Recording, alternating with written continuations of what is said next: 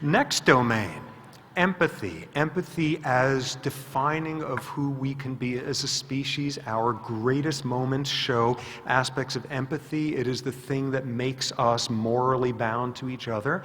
And what has become clear is, despite what anthropologists and theologians and who knows what else have said forever, we're not the only species that shows elements of empathy.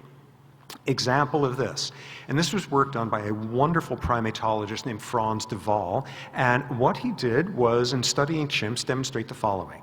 Okay, you have a circumstance, you've got some chimp who does something ridiculously imprudent. He goes and he hassles some big high-ranking guy, threatens him, and gets utterly pummeled.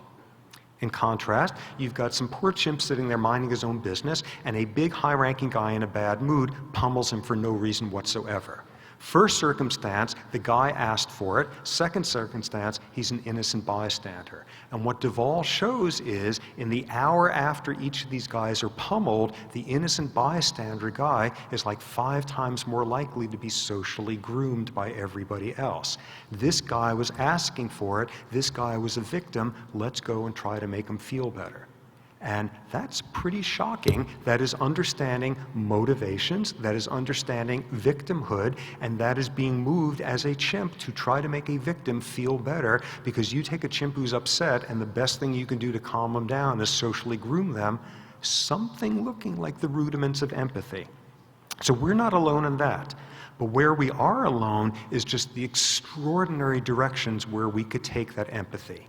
An example here. Okay, look closely at this picture, and almost certainly you are recoiling somewhat. This is a dog whose foot has been caught in some trap to the point of necrotically the paw falling off. This is horrible. We look at this and we are feeling empathy for this dog. We are feeling how painful and frightening it must have been for this dog. We are feeling empathy for a member of another species. This is unheard of. But we could take this even further.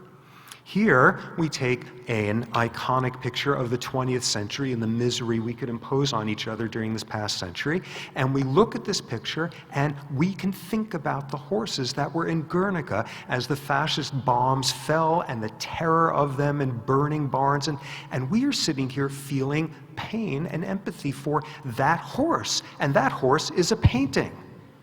But we could take it even one step further. This is from a painter named Franz Marc, a German expressionist who, like many of his generation, was basically destroyed by the trench warfare in World War I. And this was painted shortly after that, a painting called The Fate of the Animals. And what you have here is sheer, utter chaos breaking out all around, no doubt the emotional viscera of what World War I was about, and in the center, an animal baying at the moon amid the sort of terror of this chaos, an animal of a shape, appearance, color that does not even exist on Earth. This is a purely imaginary animal, and we sit here and understanding where this came from and what he had experienced to paint something like this, we're not feeling sorry for that animal, we're feeling sorry for the animals, for all of the innocent. We are taking empathy to a realm that no other species can imagine. So we're not so common in that domain either.